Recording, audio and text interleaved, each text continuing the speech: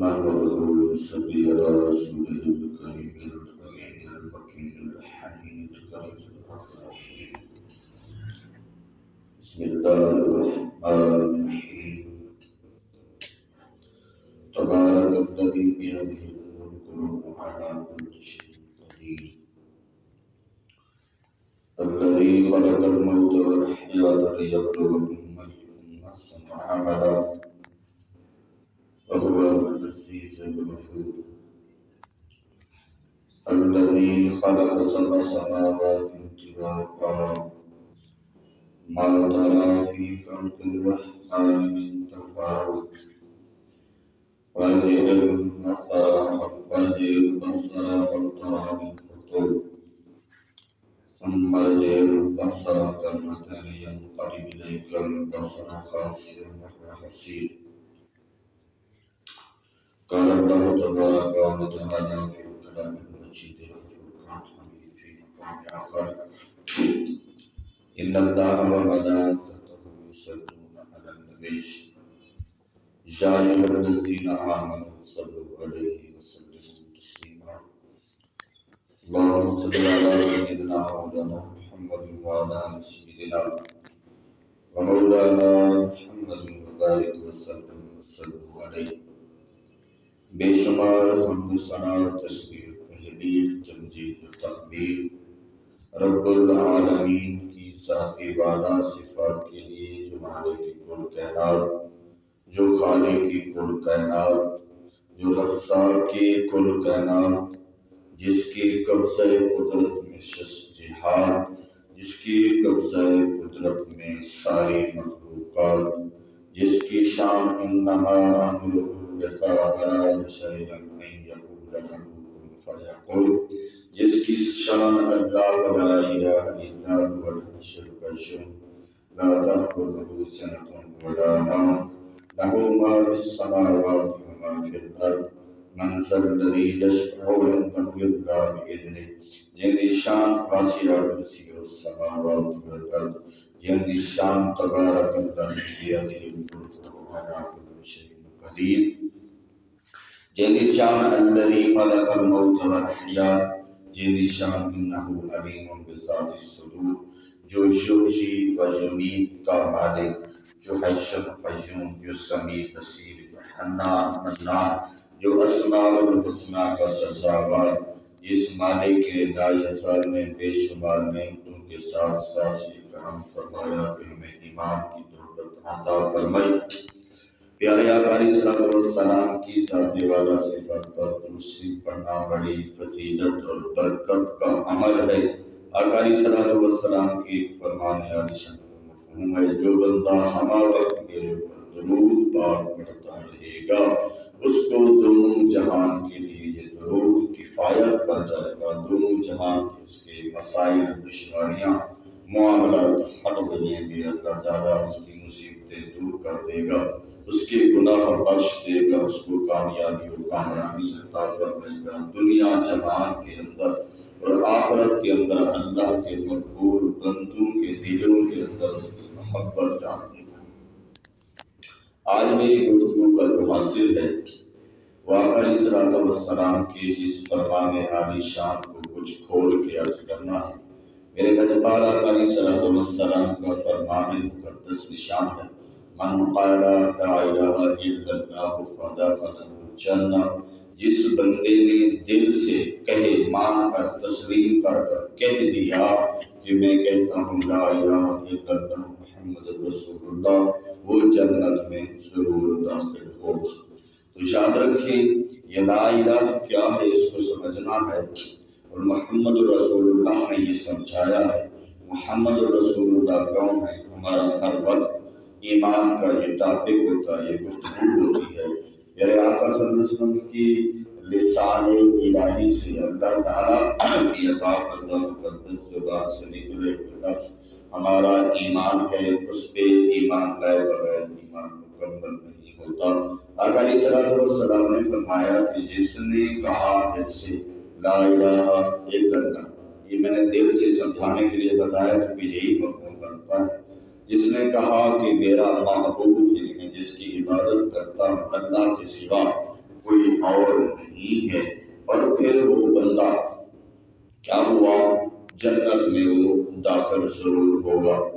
تو میں آج ایک اور بات آپ کے سامنے رکھنا چاہتا ہوں کہ اللہ تعالیٰ کی پہچان کے لیے اللہ نے جس کو عقل شعور عطا کیا ہے وہی اللہ تعالیٰ کی پہچان کر سکتا ہے۔ کیونکہ بندہ دیکھیں، ایک کائنات کی ہر چیز کے اندر ایک نظام نظر آتا ہے، ایک ترتیب نظر آتی ہے، ایک قدرت نظر آتی ہے۔ کوئی چیز ایسے جیسے آوارہ چیز پڑی ہوتی ہے ایسی نہیں لگتی۔ لیکن اگر جیسے یہ مسجد ہے ایسے ہی کوئی اگر اور کھنڈر پڑا ہو جہاں کوئی ایسی مصیبت آئے اور ہر چیز بکھری پڑی ہو، تو بندہ جب اس چیز کو دیکھے گا تو لا محالہ کہے گا کہ یہ کسی بندے کا کام، ذی شعور کا کام نہیں ہے، یہ کوئی حادثہ ہوا ہے، یہ بلڈنگ گر گئی ہے، یہ تباہ ہو گئی ہے۔ تو اس کے خیال کے اندر یہ سوال جو آتا ہے، یہ جو جواب وہ دیتا ہے وہ اپنے عقل اور شعور اور اپنے تجربے کی بنیاد پر دیتا ہے۔ لیکن وہی بندہ، اب میں سمجھانے کے لیے ایک اور مثال پیش کرتا ہوں کہ ایک بندہ ایک جگہ زمین کی کھدائی کرتا ہے، جیسے یہ آثار قدیمہ والے کھدائی کرتے ہیں۔ جب کسی جگہ کی وہ کھدائی کرتا ہے تو کھدائی کرنے کے بعد وہاں نیچے ہر جگہ اس کو پتھر ملتے ہیں۔ میری بات پہ غور کرنا ہے، اس کو پتھر چھوٹے بڑے مختلف سائز کے پتھر ملتے ہیں۔ جہاں بھی بندہ کھدائی کرتا ہے مختلف چیزیں ملتی ہیں جو نیچے زمین میں ہوتی ہیں۔ تو جب پتھر اس کو ملتے ہیں، جیسے عام یہ پتھر پڑے ہیں، نیچے بڑے چھوٹے پتھر ملتے ہیں، تو اس سے کوئی پوچھتا ہے کہ یہ پتھر کیسے ہے؟ اس نے کہا زمین کے اندر پڑے ہیں، ہوتے ہیں زمین کے اندر، ایسا اکثر دیکھا گیا۔ وہ کہتے ہیں کہ نہیں، یہ پتھر زمین کے اندر کسی نے رکھے تھے۔ وہ کہتے ہیں میرا دماغ نہیں مانتا کہ کسی نے رکھے تھے۔ اکثر جگہ ایسے ہوتا ہے کہ جہاں بھی ہم کھدائی کرتے ہیں تو وہاں سے پتھر اور مختلف چیزیں زمین سے نیچے نکل آتی ہیں۔ اچھا، یہ تو اس کا جواب ہے، آپ بھی مطمئن، میں بھی مطمئن، اور اس جواب پہ کافی حد تک یقین ہوتا ہے کہ پاسبلٹی یہی ہے کہ جہاں بھی کھدائی کی جائے کچھ نہ کچھ چیزیں نکلتی ہیں۔ لیکن ایک اور جگہ پہ کھدائی ہوتی ہے، جب کھدائی ہوتی ہے تو نیچے سے پھر پتھر نکلتے ہیں، مگر وہ پتھر کیسے ہیں؟ پتھر کی بنی ہوئی پلیٹیں، پتھر کے بنے ہوئے چمچ، پتھر کی بنی ہوئی لگتا ہے عمارتیں ہیں زمین کے نیچے۔ آثار قدیمہ کا جو علم جانتے ہیں ان کو پتا ہے کہ یہ جب وہ پتھر نکلتے ہیں تو پھر وہ بندہ سوچتا ہے کہ ان کو کبھی کسی نے بنایا تھا۔ وہ جو بندہ پہلے کھڑا تھا وہ کہتا ہے کچھ دن پہلے پتھر نکلے، میں نے تم سے کہا تھا کہ یہ پتھر کسی نے رکھے ہیں، تو نہیں مانتا تھا کہ یہ پتھر کسی نے رکھے ہیں۔ آج تو کہتا ہے کہ یہ جو پلیٹیں ملی ہیں یہ بھی پتھر کی ہیں، یہ جو چمچ ملے ہیں یہ بھی پتھر کے ہیں، یہ جو برتن ملے ہیں یہ بھی پتھر کے ہیں، یہ جو بلڈنگ کے آثار جیسے پتھر نظر آ رہے ہیں یہ بھی پتھر ہیں۔ وہ پتھر کو کہتا تھا کسی نے نہیں رکھے، ان پتھروں کا کہتا ہے کہ کسی نے رکھے ہیں۔ تو تیرے ان دونوں باتوں میں جو تفاوت ہے اس کی وجہ کیا ہے؟ وہ کہتا ہے اس کی وجہ جو مجھے اللہ نے عقل سلیم عطا کیا ہے، جو مجھے اللہ نے عقل سلیم عطا کیا ہے، میرے عقل کا یہ فیصلہ ہے۔ عقل نور ہے، عقل شعور ہے، عقل سے اپنے پرائے کی پہچان ہوتی ہے، عقل سے بندہ فیصلے کرتا ہے۔ عقل بڑی کمال کی چیز ہے، کیونکہ دیوانے تے پاگلوں کے سر پہ یہ کائنات نہیں چل رہی، یہ عقل والوں کے سر پہ چل رہی ہے۔ یہ جو ذمہ داری ہے، عالم دین کوئی بے عقل تو نہیں بنتا، عقل والا بنتا ہے۔ نماز اسی پہ لازم ہے جو عقل والا ہے، نماز اس پہ، روزہ اس پہ ہے نہیں جو بے عقل ہے۔ عقل بڑی قیمتی چیز ہے، یہ کائنات کا سارا نظام عقل پہ چل رہا ہے۔ وہ کہتا ہے میرے عقل کا فیصلہ ہے، میرے شعور کا فیصلہ ہے، چل کسی عقل مند سے پوچھ، وہ میری بات کی تائید کرے گا۔ وہ کہتا ہے کہ اس بات کی تائید کیوں نہیں کی؟ اس نے کہا جناب وہ بات جو چیز بکھری پڑی ہو وہ کوئی حادثہ ہو سکتا ہے، یہ جو چیز ترتیب کے اندر ہے یہ کوئی ضابطہ ہو سکتا ہے، حادثے اور ضابطے کے اندر فرق ہوتا ہے۔ جو حادثہ ہوتا ہے اس میں چیز بکھری ہوتی ہے، چیز کی ترتیب نہیں ہوتی، اور جو حادثہ نہیں ہوتا ضابطہ ہوتا ہے، ضابطے کے اندر ہر چیز ضابطے کے طریقے سے بنی ہوئی ہوتی ہے، سجی ہوئی ہوتی ہے، وہ چیز کی بناوٹ بتا رہی ہوتی ہے کہ کسی نے اس کو بنایا ہے، چیز کی سجاوٹ بتا رہی ہوتی ہے کہ کسی نے اس کو سجایا ہے، چیز کی ماہیت بتا رہی ہے کہ کوئی پہلے یہاں رہتا تھا یا کوئی اس چیز کو یہاں رکھ دیا۔ تو یہ عقل فیصلہ کرتا ہے۔ عقل کیا کرتا ہے؟ عقل فیصلہ کرتا ہے، اور ایمانی عقل والوں کے لیے ایک چیز ہے اللہ تعالیٰ کی پہچان کے لیے، جب یہ ہر چیز کو جہاں ترتیب سے دیکھتا ہے، جب ترتیب سے دیکھتا ہے تو اس کا جواب ہوتا ہے کہ کوئی ترتیب دینے والا ہے، کوئی ترتیب دینے والا ہے۔ بندہ پیدا ایسے نہیں ہوتا، کوئی مادہ کوئی چیز جو جس کو زندگی ملتی ہے خود بخود پیدا نہیں ہوتی، وہ نر اور مادہ کا ملاپ ہوتا ہے، یہ انڈرسٹوڈ بات ہوتی ہے۔ میں اب قدرت اور معجزے پہ نہیں بول رہا، میں عقل پہ بول رہا ہوں، میں عادات قدرت پہ بول رہا ہوں جو رب نے بنائی ہے، کہ وہ نر اور مادہ ملتے ہیں تو تب کوئی وجود میں آتا ہے، کوئی انسان پیدا ہوتا ہے، کسی جانور سے کوئی جانور پیدا ہوتا ہے، کیونکہ یہی کائنات کی ترتیب ہے، یہی کائنات کی ترتیب ہے۔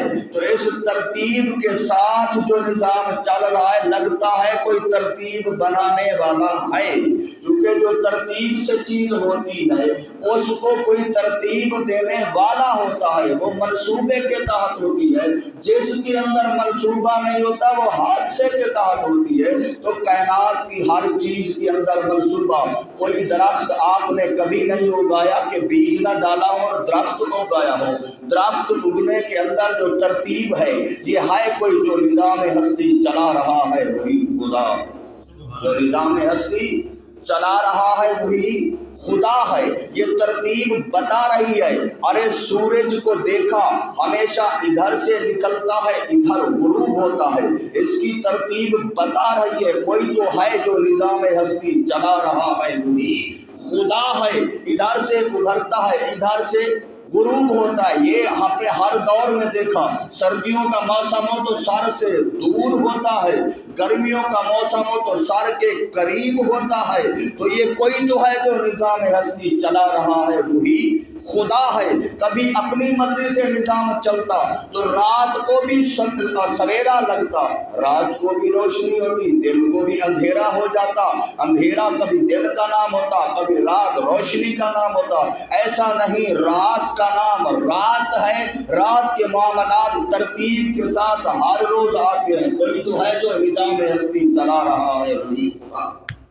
میں سمجھانا یہ چاہ رہا ہوں، جب ماں کے پیٹ کے اندر نطفہ پہنچا، ابھی اس کے اندر روح نہیں ہے۔ یاد رکھو، یہ علماء نے، محققین نے، سائنس نے تصدیق کی ہے کہ 4 ماہ کا جب حمل ہوتا ہے روح تب آتی ہے۔ اور روح کیا ہے؟ میرے مصطفیٰ سے پوچھا گیا روح کیا ہے؟ اللہ تعالیٰ نے جواب دیا، فرما دیجیے ان سے، کل روح من امر ربی، روح اللہ کا امر ہے۔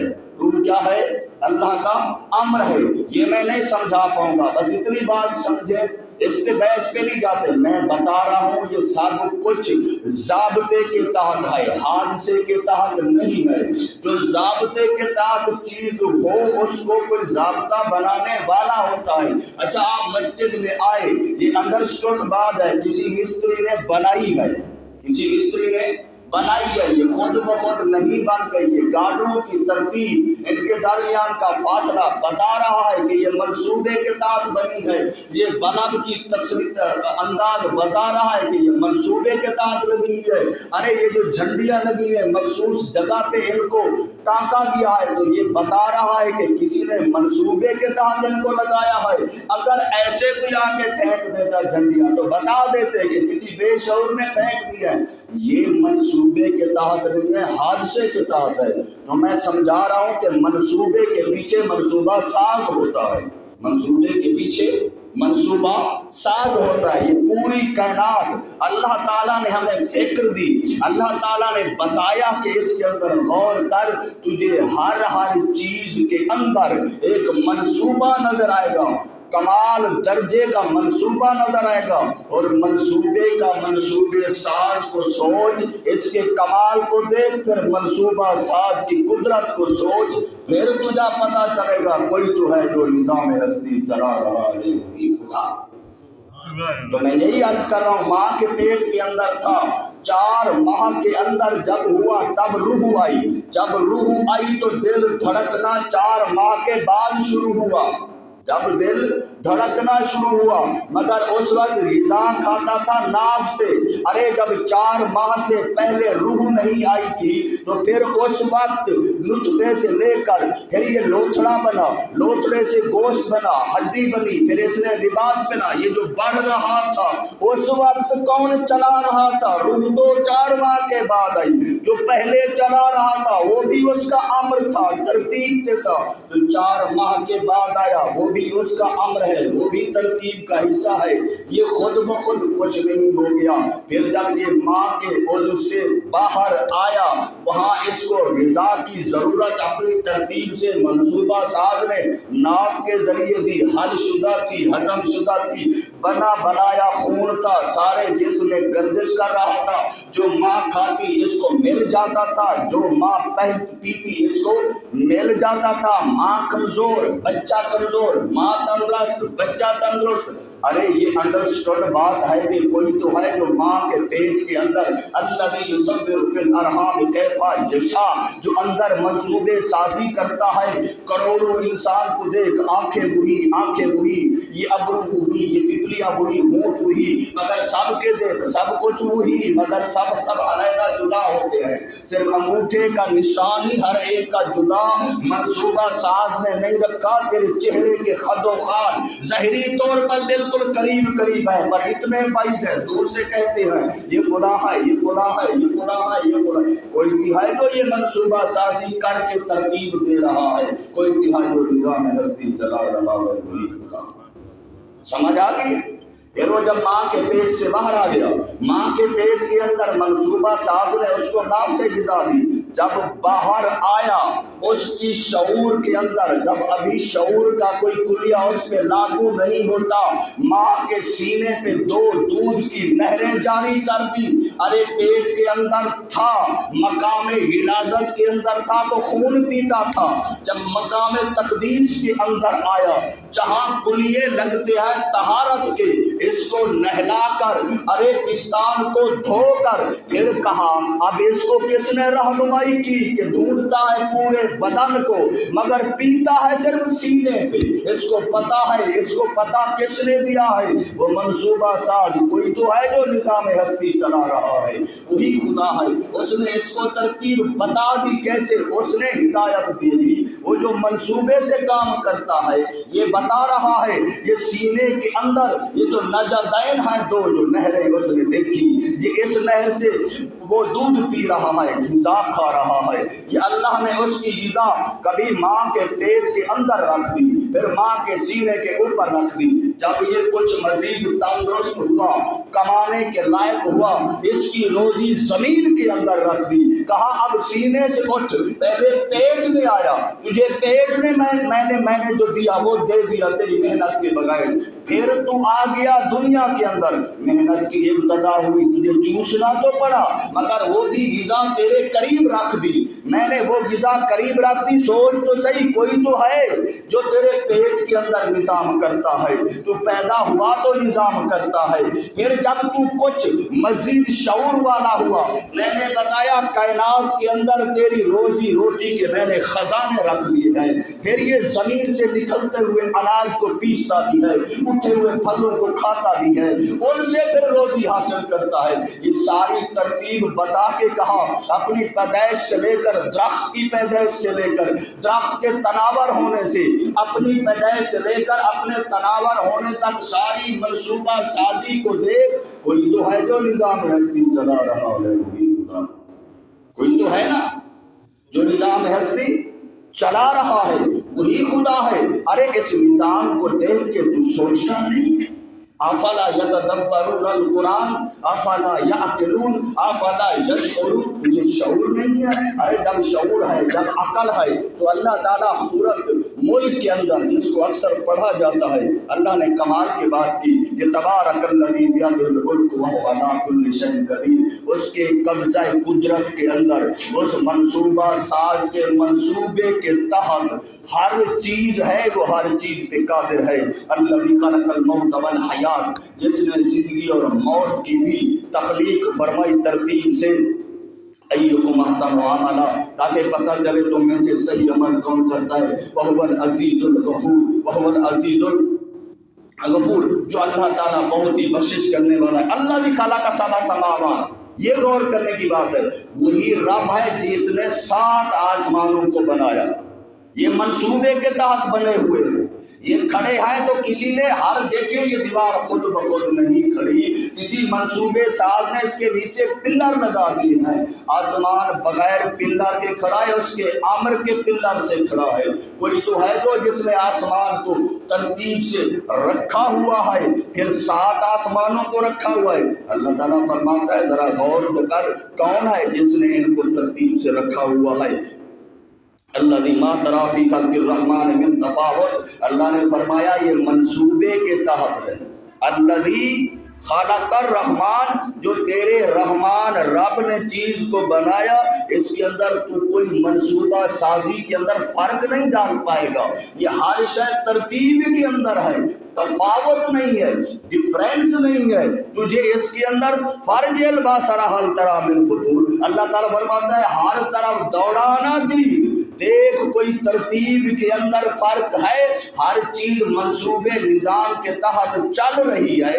اگر ہر چیز منصوبے کے ساتھ قائم دائم ہے تو کوئی تو ہے جو منصوبے سے کام کرتا ہے، کوئی تو ہے جس نے منصوبے سے کائنات کو چلایا ہے، وہی ہے خدا جو نظام ہستی چلا رہا ہے، وہی خدا۔ تو میں سمجھا کیا رہا ہوں، میں آپ نے اپنے عقل کو اگر استعمال کریں، اب دیکھیں سردیوں کا موسم ہوتا ہے اور جن کو اللہ نے توفیق دی ہوتی ہے وہ ہیٹر لیتے ہیں یا چولہا جلاتے ہیں۔ میں ہیٹر کی مثال سے ذرا سمجھاتا ہوں، وہ موویبل ہوتا ہے، جہاں بندے بیٹھتے ہیں، ہیٹر کو چلانے کے بعد ہیٹر کو بندہ اتنے مقام پہ رکھتا ہے کہ اس کی گرمی تو آئے جلائے نہ۔ شعور والا کیا کرتا ہے؟ گرمی تو آئے جلائے نہ۔ چولہے کے اندر آگ اتنی جلاتا ہے کہ کمرے کو گرم کر دے، بدن کو سکون دے دے، جلائے نہ۔ اس کی چولہے کی موجودگی بتا رہی ہے کہ کوئی تو ہے جو اس کو منصوبے کے تحت جلا رہا ہے، ایسے مقام پہ رکھا ہے کہ فائدہ حاصل ہو، نقصان حاصل نہ ہو۔ یہ جو سورج جس مقام پہ کھڑا ہے، اگر کبھی نیچے آ جائے تو لوگ جل کر مر جائیں، اگر یہ طلوع ہوئی نہ ہو تو اندھیرے سے مر جائیں۔ اگر یہ اپنی مرضی سے چل رہا ہوتا، کبھی نیچے ہوتا، کبھی اوپر ہوتا، اس کو مقام خاص پہ کس نے رکھا ہے؟ ذرا غور کرنا، اس کو مقام خاص پہ کس نے رکھا ہے؟ یہ کس منصوبے کے تحت پہ یہ چولہا ہے اول کا ازل کا، یہ روشنی کا منبع یہ کس جگہ پہ رکھا ہے تجھے روشنی ملتی رہے؟ کوئی تو ہے جو نظام ہستی چلا رہا ہے، وہی خدا۔ تو سمجھ آ رہی ہے میری بات؟ کہ جس نے سوچا، فکر کی، یاد رکھ سے ایمان عقل والے کے لیے، اور عقل نور ہے، مگر صحیح استعمال تو کر، صحیح عقل سلیم کو صحیح استعمال تو کر۔ اللہ تعالیٰ نے فرمایا کہ تو جب دیکھے گا تو اس کے اندر کوئی تجھے فطور نظر نہیں آئے گا، کوئی فرق۔ ثم ارجع البصر کرتین ينقلب الیک البصر، تو پھر دے، 2 بار دیکھ، بار بار دیکھ، تو جتنی بار دیکھے گا تجھے کسی چیز کے اندر بغیر منصوبے کے کوئی چیز نظر نہیں آئے گی، ہر شے منصوبے کے تحت چل رہی ہے۔ تو پھر کیا، تو جب دیکھے گا ثم ارجع البصر کرتین ينقلب الیک البصر خاسئا حسیرا، ہر بار تو اگر ڈھونڈنا چاہے گا اس کے اندر حادثہ، یہ خود بخود ہے، اس کی ترتیب میں فرق ہے، تو جب ڈھونڈنا چاہے گا تو تم نامراد لوٹے گی، تیری سوچ، تیری فکر، تو ہار جائے گا۔ ہر چیز ترتیب سے چلا رہا ہوں، جو ہر چیز کو منصوبے سے چلائے. جب ہر چیز منصوبے سے چل رہی ہو تو وہ منصوبہ ہوتا ہے جس سے نظام چلتا ہے. منصوبے کے اندر ترتیب اور تحقیق ہوتی ہے، حادثے کے اندر تحقیق نہیں ہوتی.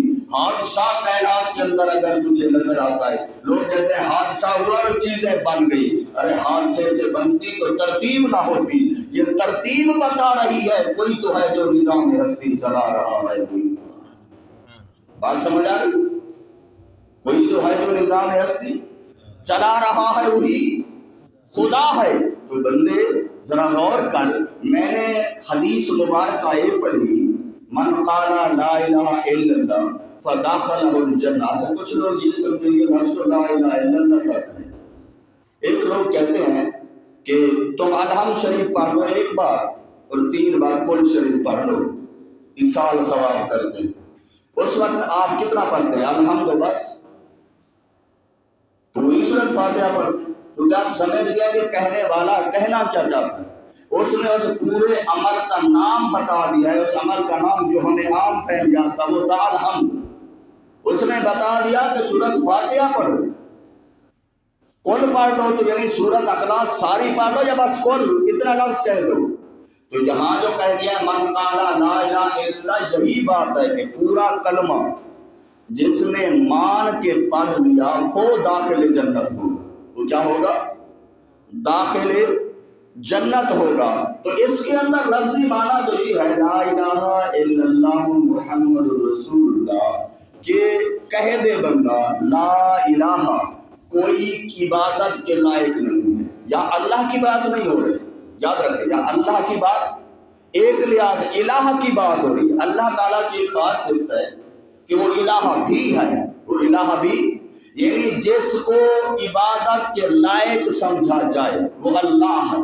یہ اللہ تعالیٰ کی ایک صفت ہے جس کو ماننا الوہیت کے لیے، توحید کے لیے کلمہ کی بنیاد لازم ہے. تو بندہ کیا کہتا ہے کہ مالک تیرے سوا کوئی عبادت کے لائق، کوئی عبادت کے. بعض لوگ اس کا ترجمہ یہ کرتے ہیں کوئی داتا نہیں ہے، کوئی رازق نہیں ہے، کوئی بچے دینے والا نہیں ہے. یہ ساری باتیں ضمناً تو کہہ سکتے ہو، پر الہ کا یہ معنی نہیں ہوتا. الہ کا معنی ہے جو الہی ہو ہمارا، جو ہمارے سجدوں کے لائق ہو. ہم اس کو اس لیے سجدے کرتے ہیں کہ سجدے کے لائق ہے، اس لیے سجدے کرتے ہیں کہ عبادت کے لائق ہے، اس لیے سجدہ کرتے ہیں کہ وہ عبادت کا ثواب خود دے سکتا. یہ معبود کا میں آپ کو صحیح ترجمہ بتا رہا ہوں. باقی ترجمے ہیں لوگوں کو باقی چیزوں کی طرف لے جانے سے، بچانے سے، کرنے سے، وہ اور باتیں. تو میں عرض کیا کر رہا ہوں کہ جس نے کہہ دیا لا الہ الا اللہ محمد رسول اللہ، یہ جس نے کہہ دیا تو پھر کیا ہوا؟ اللہ تبارک و تعالیٰ کے حبیب صلی اللہ علیہ وسلم نے فرمایا وہ بندہ جائے گا جنت میں. وہ کدھر جائے گا؟ جنت میں. تو حضرت حسن بصری رحمۃ اللہ تعالیٰ علیہ حضرت علی کے خلیفہ مجاز ہیں اور بہت بڑے اپنے وقت کے عارف بھی ہیں، ولی بھی ہیں. عارف کہتے ہیں جو علم کی اندرونی حقیقت کو پا جائے. میں نے ترجمہ آسان کر دیا. جو علم پہچان کو کہتے ہیں، علم بھی پہچان کو کہتے ہیں، اور معرفت بھی عرفہ سے پہچان کو کہتے ہیں. علم پہچان ہے، معرفت اس کے کمال درجے کی، یعنی اس چیز کی کما حقہ کو اس چیز کی پہچان کر لے، وہ معرفت ہوتی ہے. تو وہ عارف باللہ شخص تھا. کسی بندے سے گفتگو ہوئی، بندہ سمجھاتے سمجھاتے کہنے لگا کہ اللہ تعالیٰ کے بعض بندے گناہوں کے سبب ایمان والے ہوں گے، گناہوں کے سبب پکڑے جائیں گے اور جہنم میں ڈالے جائیں گے. کدھر جائیں گے؟ جہنم میں ڈالے جائیں گے. جہنم میں سزا بھگتنے کے بعد میرے مصطفیٰ کی پھر شفاعت سے وہ جہنم سے نکالے جائیں گے. اس بندے نے بات کی جو جہنم سے آخری شخص نکالا جائے گا، جب نکلے گا تو اللہ تعالیٰ کی تعریف کرتے ہوئے نکلے گا، بڑا کرم ہے یا حنان یا منان، اے حنان و منان، یہ اللہ تعالیٰ کے صفاتی نام ہے۔ اے احسان فرمانے والا، اے کریم مالک و مولا، تیرا بڑا احسان ہے، اتنے عذاب سے تو نے چھٹکارا دے دیا۔ حسن بصری جیسا بندہ کہنے لگا، ذرا غور کرنا، توجہ کرنا، تو اور میں سوچنا، ارے سوچنا، عقل میں بتا چکا ہوں، عقل اگر عقل سلیم ہے، اگر عقل اندھی نہیں ہے، اگر عقل جاہل نہیں ہے، اگر عقل پہ گناہوں نے زنگ نہیں ڈال دیا، اگر عقل انصاف کرنے والی ہے، اگر عقل ظالم کی عقل نہیں ہے، اگر عقل دل سلیم والی عقل ہے، شعور سلیم والی عقل ہے، تو اس کو جھنجھوڑ کے آج پوچھنا ہے۔ حضرت حسن بصری کے اندر عقل سلیم تھی، قلب سلیم تھا، کہا کاش وہ آخری نکلنے والا میں ہوتا، کاش آخری نکلنے والا حسن بصری ہوتا، بات کرنے والا تڑپ اٹھا، جو کہ مرید تھا، اس کی معرفت، اس کا علم، اس کا تقوی، اس کی طہارت، ارے اس کی ولایت، قطب غوث کے مقام کا بندہ تھا، اس کے مقام کو جانتا تھا۔ حضور آپ نے یہ کیا کہہ دیا؟ آپ بھی جہنم میں جائیں گے۔ کہا مجھے کیا خبر، یہ جو آخری نکالا گیا ہے اس کو تو نکالا نہیں جائے گا جو کافر ہو کے مرے گا، کلمہ پڑھتا رہا، عبادتیں کرتا رہا، گناہوں کے سبب، اللہ تعالیٰ کی خفیہ تدبیر کے سبب اگر کافر ہو کے مرا تو وہ نہیں نکالا جائے گا۔ ارے یہ جو نکالا جا رہا ہے یہ بھلے گناہگار تھا، جہنم میں گیا، کچھ سزا بھی اس نے بھگتی، مگر نکلا تو تب کہ ایمان کے اندر قطرہ تھا۔ ارے میں اس بات پہ رو رہا ہوں، مجھے تو خبر نہیں ہے کہ یہ ساری عبادات اور ریاضت مجھے ایمان کے ساتھ مرنے کا کوئی سرٹیفکیٹ ملا تو نہیں ہے، میں ایمان کے ساتھ مروں گا یا نہیں مروں گا۔ مجھے تو یہ ڈر ہے کہ ایمان کے ساتھ مرا تو تب جہنم سے نکلوں گا نا، مجھے تو یہ ڈر ہے۔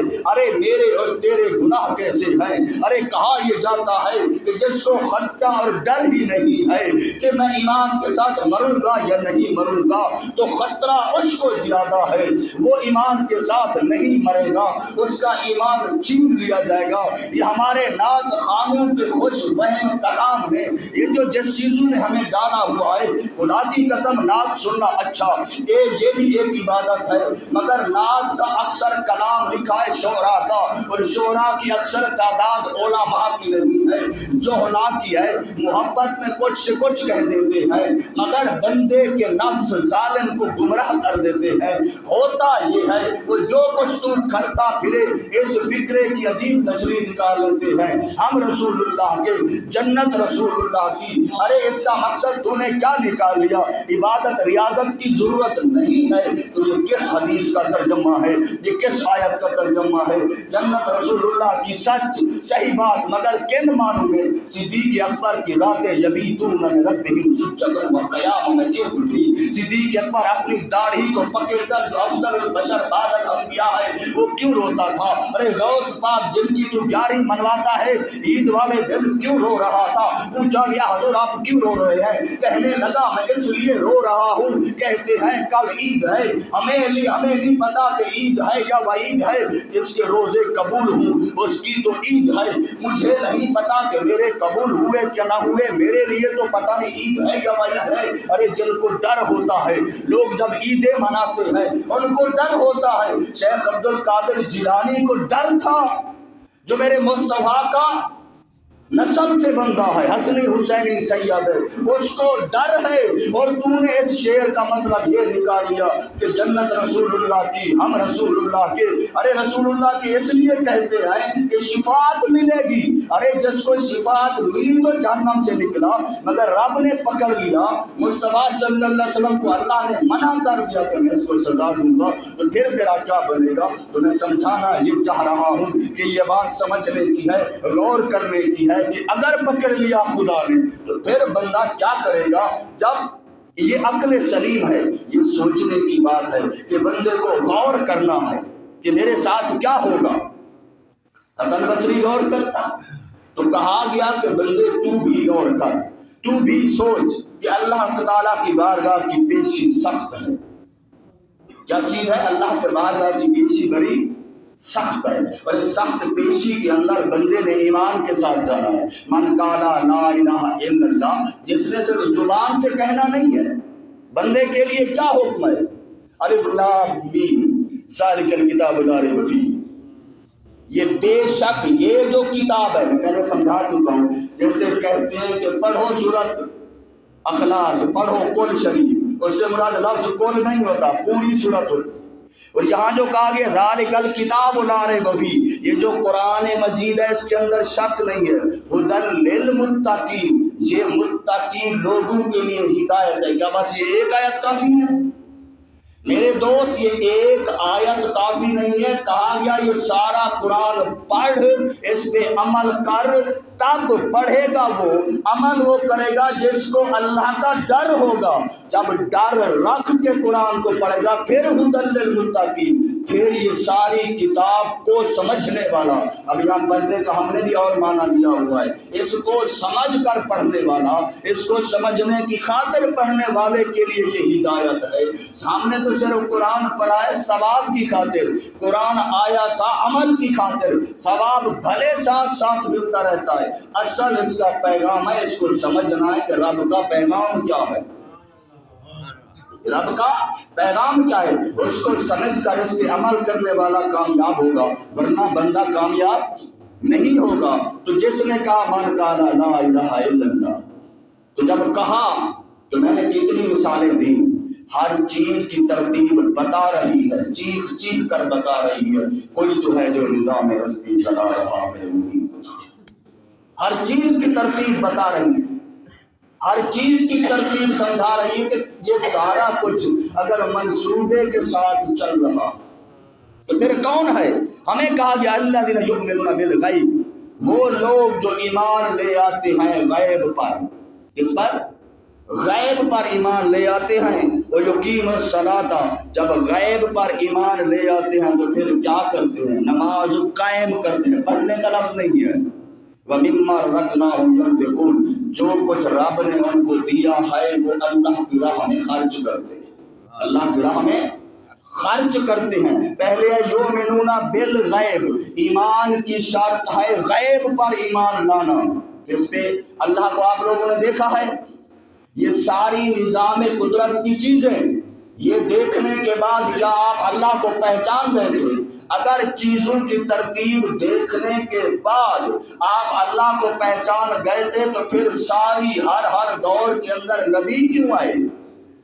اگر عقل ہی سب کچھ تھا، ارے عقل کو اللہ نے سوچنے کی ابیلٹی دی، یہ یؤمنون بالغیب کی اس کو سمجھ نہیں آتی، ہر چیز کو تولنے کا عادی ہے، تو پھر اللہ تعالیٰ نے فرمایا ایمان لے آ غیب پر، کیا آمنت باللہ وملائکتہ وکتبہ ورسلہ والیوم الآخر، ایسے ہے نا کہ تو ایمان لے آ اللہ پر، اس کے ملائکہ پر، ایمان لے آ انبیاء پر، ایمان لے آ کتب سماویہ پر، ایمان لے آ آخرت پر۔ تو نے اللہ کو تو نہیں دیکھا، ملائکہ کو بھی نہیں دیکھا، پہلی کتابوں کو بھی نہیں دیکھا، منظر قیامت کو بھی ابھی نہیں دیکھا، مگر ایمان اس چیز کا نام ہے، تو دل سے مان، دل سے مان، دل سے اللہ ہے، دل سے مان۔ پہلے انبیاء ہیں اور آخری نبی ہمارے حضرت محمد مصطفیٰ ہیں، ان پہ ایمان نہیں ہوگا تو سارے اعمال برباد، ٹھیک؟ اور پھر پہلی کتابوں پہ ایمان، مگر اس کتاب پہ عمل اور ایمان اور منسوخ ہو چکی ہے، رسولوں پہ ایمان، یہ جو سارا کچھ غیب ہے، اللہ تعالیٰ غیب الغیب، جنت جہنم غیب الغیب، فرشتے غیب الغیب، مگر ان پر ایمان لے آنا یہ ہے یؤمنون بالغیب، یہ جس پہ آپ ایمان رکھتے ہو یہ سارا کچھ ہے غیب۔ اس غیب کی جس نے خبر دی اس کا نام ہے رسول، اور جس نے غیب کی خبر دی اس کے لیے غیب نہیں تھا، اس کے لیے غیب نہیں تھا۔ تو جس نے غیب کی خبر دی، جو غیب کا علم دے وہ ہوتا ہے علام الغیوب، عالم الغیب، جو غیب کی خبر دے، آپ اس کو بھی غیب کا علم نہیں مانتے تو تیرے ایمان کا کیا بنے گا؟ ابھی تو کہا یؤمنون بالغیب، میں غیب پہ ایمان رکھتا ہوں۔ حضور آپ جس غیب پہ ایمان رکھتے ہیں یا غیب کہنا چھوڑ دے تو بتا مجھے، رب نے ڈائریکٹ بتایا ہے، میں نے عقل سے رب کو پہچان لیا ہے، میں نے عقل سے فرشتوں کو، چلو رب کے تو نظارے کائنات کے اندر ہے، کچھ سوچ چلی نہیں جائے، فرشتوں کے نظارے کہاں ہیں، قیامت کے نظارے کہاں ہیں، کتب سماویہ کے نظارے کہاں ہیں، پہلے انبیاء کے نظارے کہاں ہیں؟ تو بتا یؤمنون بالغیب پھر کیا بنے گا؟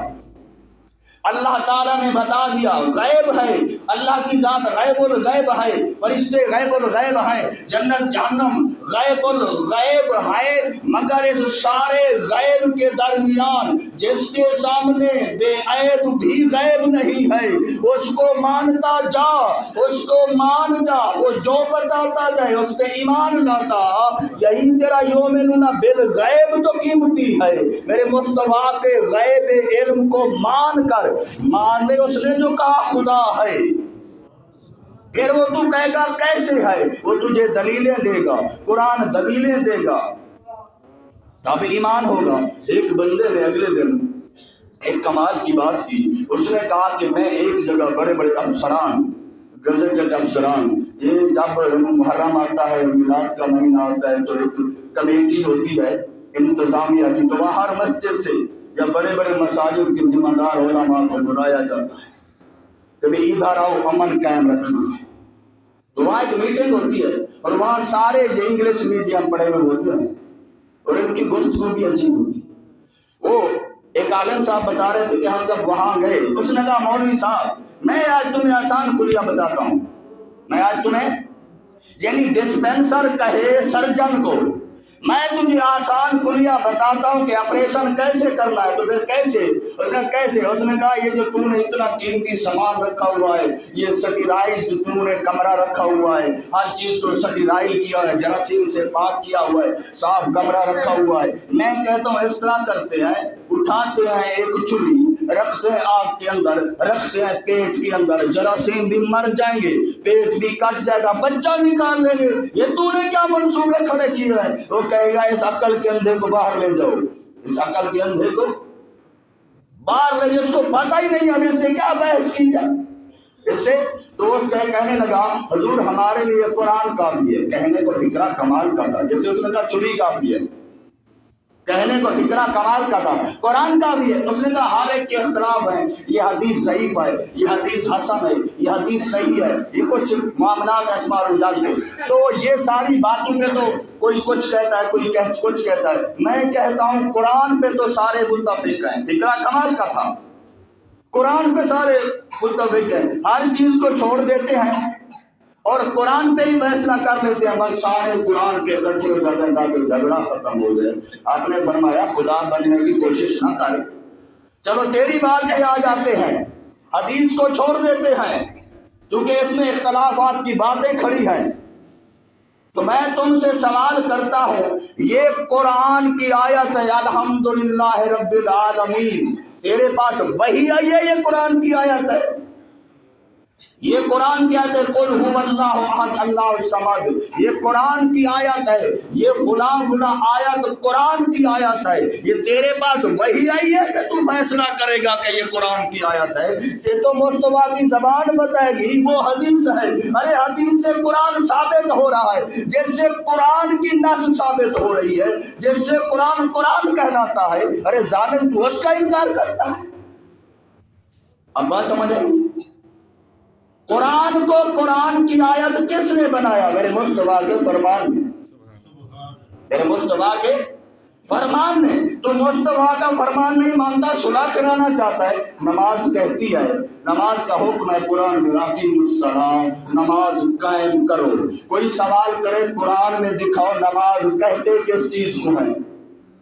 یہ تو حدیثوں نے بتایا، ہمیں اتنی معلومات ہر جگہ ہمارے بڑوں نے پڑھتے دیکھا، ہر جگہ نماز دیکھی، ہم نے کہا اچھا یہاں سے شروع ہوتی ہے، یہ قرآن میں نہیں ہے، ہاتھ باندھو یہ قرآن میں نہیں ہے، اس کے اندر فلاں فلاں جگہ فلاں پڑھو یہ قرآن میں نہیں ہے، رکوع میں کیا پڑھو یہ قرآن میں نہیں ہے، نماز کی شرائط کتنی ہے، نماز کے واجبات یہ قرآن میں نہیں ہے، تو سارا کچھ قرآن کی تشریح ہے مصطفیٰ کی زبان سے، مصطفیٰ کے اسوہ حسنہ سے، جس سے قرآن سمجھ آنا ہے تو وہ ہتھیار، وہ آلہ، وہ چیز، وہ منبع، وہ معرفت ہی ختم کرنا چاہتا ہے، قوم کے ساتھ کیا کرنا چاہتا ہے؟ تو یؤمنون بالغیب، پہلے مصطفیٰ کی ذات کو مان، قرآن بھی غیب ہے، قرآن بھی مصطفیٰ نے بتایا، تیرے میرے سارے سب کے سامنے غیب تھا، یہ قرآن ہے۔ تو میرے مصطفیٰ کی ذات پہ، میرے مصطفیٰ کے لیے کیا غیب ہے؟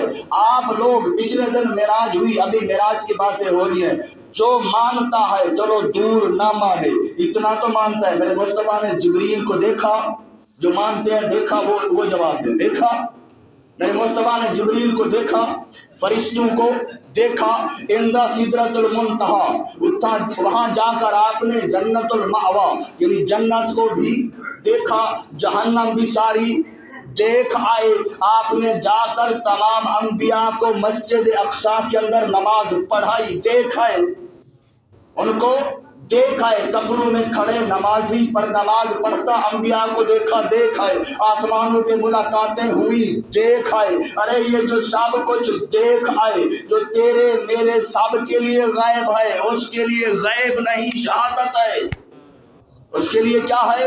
ہماری شہادت مصطفیٰ کی شہادت پہ ہے، اشہد ان لا الہ الا اللہ، میں گواہی دیتا ہوں، شہادت دیتا ہوں، اللہ وحدہ لا شریک ہے، ایک ہے، واحد ہے، نہ کسی سے پیدا ہوا نہ اس سے کوئی پیدا ہوتا ہے، یعنی اس کی کوئی اولاد ہے، اور یہ ساری صفتیں میرے مصطفیٰ نے بتائی، اس کے لیے یہ غیب نہیں تھا، تیرے میرے کے لیے غیب ہے، جو اس کے لیے حاضر ہے، جس پہ وہ شاہد ہے، وہ تیرے لیے غائب ہے، اسی کو مانے گا تو ایمان والا، نہیں مانے گا تو مردود مرے گا۔ پھر اعتراض کرتا ہے کہ میرے مصطفیٰ کو علم غیب نہیں ہے، پھر بتا پہلے پارے کی اس دوسری آیت کے اندر الف لام میم ذالک الکتاب لا ریب فیہ ھدی للمتقین الذین یؤمنون بالغیب، پھر یہ کون سا غیب ہے جس پہ ایمان رکھتا ہے؟ ادھر جو غیب دان ہے، وما هو علی الغیب بدلیل، اللہ نے فرمایا میں نے غیب کے خزانے دیے، یہ لٹانے میں بھی بخیلی نہیں کرتا، جس کی طرف سے پتا چلا رب کی صفات کیا ہے، جس نے بتا دیا رأیت ربی فی احسن صورت ہی، میں نے اپنے رب کو بھی صورت میں دیکھ لیا، ارے جو کوہ طور کے سیاح کو شاہد کو بھی دیکھ آئے، ارے جس نے سب کچھ دیکھ کر بتایا تجھے اسی کے علم پہ اعتراض ہے تو مجھے تیرے ایمان پہ اعتراض ہے۔